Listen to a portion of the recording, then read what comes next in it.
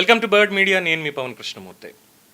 ముందుగా ఎందుకు భోగాపురం అని ముందు పెట్టానంటేనండి, ఇన్ జనరల్గా చెప్పేయచ్చు మనం అంతే కక్కుర్తి కేర్ ఆఫ్ అడ్రస్ అని చెప్పి మనమే అనుకోవడం ఇక్కడ.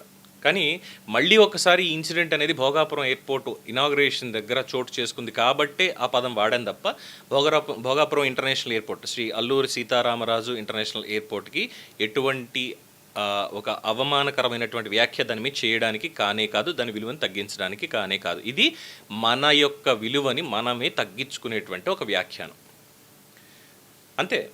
మనకి నిజంగానే కక్కుర్తి. ఎంత కక్కుర్తి అంటే, భోగాపురం ఎయిర్పోర్ట్ ఇనాగ్రేషన్ అయింది, దాదాపు 2-3 లక్షల మంది జనం అక్కడికి వచ్చారు. స్వచ్ఛందంగా వచ్చిన వాళ్ళు చాలామంది ఉన్నారు.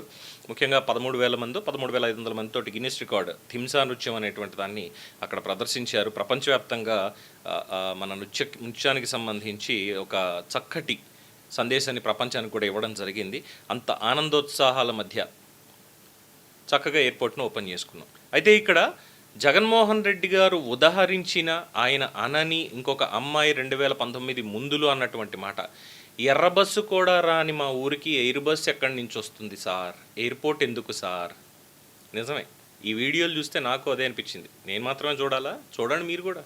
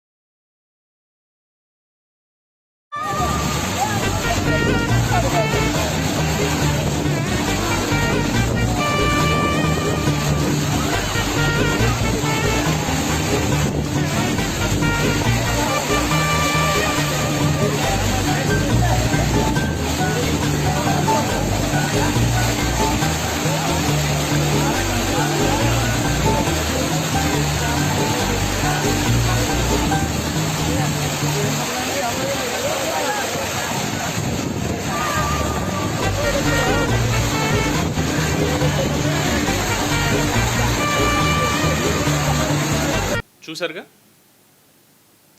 ఏంటనాలి అంటే కొన్ని సామెతలు ఉంటాయి. ఫ్రీగా వస్తే ఫినాయిల్ కూడా తాగే రకం, ఇలాగా ఊళ్ళో పెళ్ళి కుక్కల హడావిడి, ఇలా సామెతలు చెప్తూ ఉంటారు. మేబీ కొన్ని యాప్ట్ అవుతాయి, కొన్ని యాప్ట్ అవ్వకపోవచ్చు. కానీ అక్కడ మనం ఏం చేసాం అసలు? మనం చేసినటువంటి పని ఏంటి? అక్కడికి వచ్చినటువంటి వాళ్ళకి వాలంటరీగా మజ్జిగ ప్యాకెట్లు, బటర్ మిల్కో ఏదో ఇస్తున్నారు. బస్తాలు ఎత్తుకెళ్తారా అవి? బస్తాలు ఎత్తుకెళ్తారా? తర్వాత అక్కడ బ్యూటిఫికేషన్ అంటే సుందరీకరణ కోసం మొక్కలు నాటారు. ఇంకా కన్స్ట్రక్షన్ అయిపోయి ఇనాగ్రేట్ అయింది 17వ తేదీ నుంచి ఇంకా కంప్లీట్గా వాణిజ్య కార్యకలాపాలు ఇవన్నీ స్టార్ట్ అవుతాయి.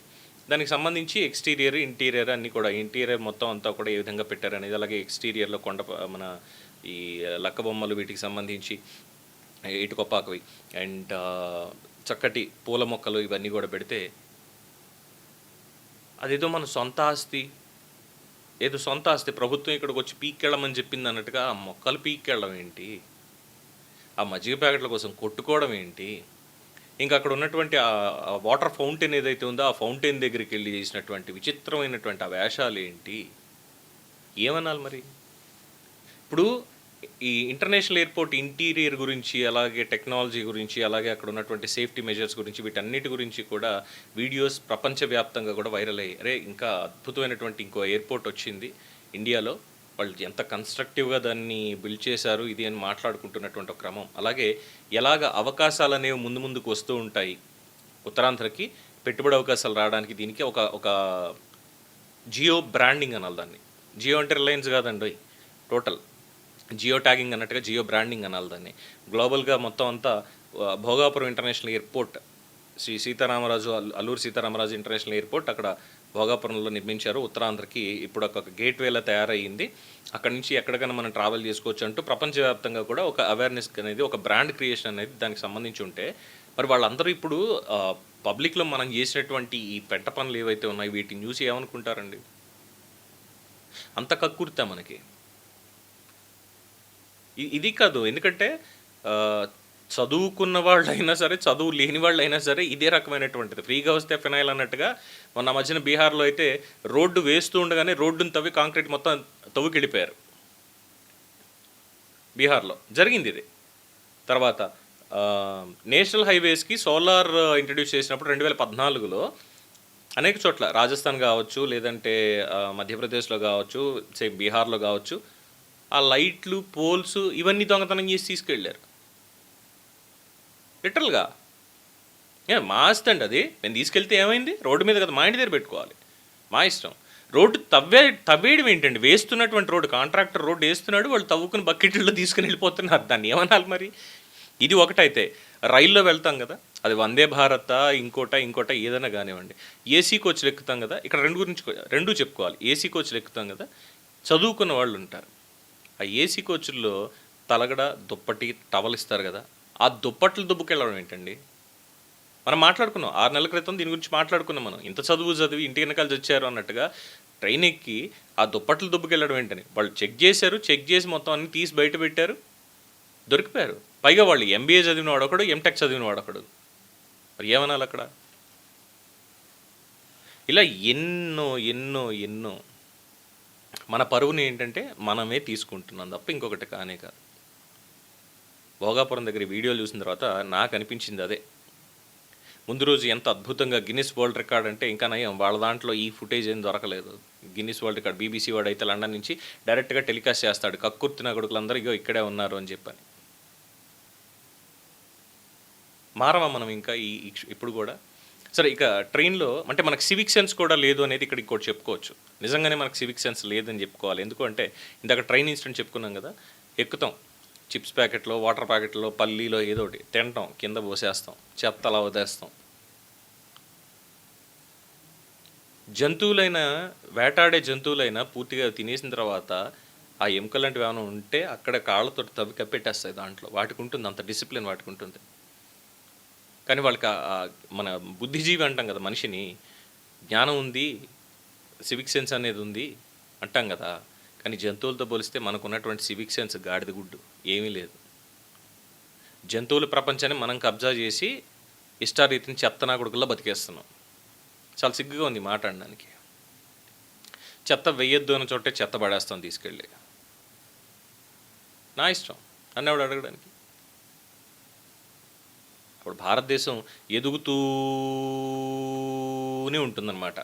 అంటే డెవలపింగ్ కంట్రీ, డెవలప్డ్ కంట్రీ అనేది భారతదేశం ఇప్పట్లో కాదు, ఇంకో 2 తరాల తర్వాత అయినా సరే మార్పు వస్తేనే అవుతుంది తప్ప మార్పు రాకపోతే ఎప్పుడో మా తాత దగ్గర నుంచి కూడా స్వతంత్రం వచ్చిన దగ్గర నుంచి ఈ భారతదేశం అభివృద్ధి చెందుతూ ఉన్న దేశం అని చెప్పి సాగదీస్తాం అనమాట. మా హరిమాస్టర్ చెప్పేవారు సోషల్లో, చెందుతూ ఉన్నదానికి అంటూ సాగదీసి జీళ్లపాకంలో బలి సాగుతుందిరా భారతదేశం అని చెప్పి కామెడీ చేసేవాళ్ళు. అలాగా మనకిగో ఇలాంటి పనులన్నీ చేసుకుంటూ ఉంటే ఎప్పటికీ ఇంకా సాగుతూనే ఉంటుంది తప్పితే అభివృద్ధి చెందింది అన్నటువంటిది ఉండదు. అంటే అధపాతాళానికి మనమే పడిపోతున్నాం, మన బుద్ధి ప్రవర్తన వీటితోటి మనమే పడిపోతున్నాం. మార్పు రావాలండి. పెద్దలు రేపొద్దున వీళ్ళని చూసి పిల్లలు రేపొద్దున అదే చేస్తే ఏంటి పరిస్థితి? Hire us my case. దీని మీద మీ అభిప్రాయం తెలియచేయండి. చూస్తూనే ఉండండి ది బర్డ్ మీడియా. ఈ వీడియో మీకు నచ్చినట్లయితే లైక్ చేయండి, షేర్ చేయండి, సబ్స్క్రైబ్ చేయండి. మరిన్ని అప్డేట్ల కోసం మా వాట్సాప్ ఛానల్ను ఫాలో చేయండి.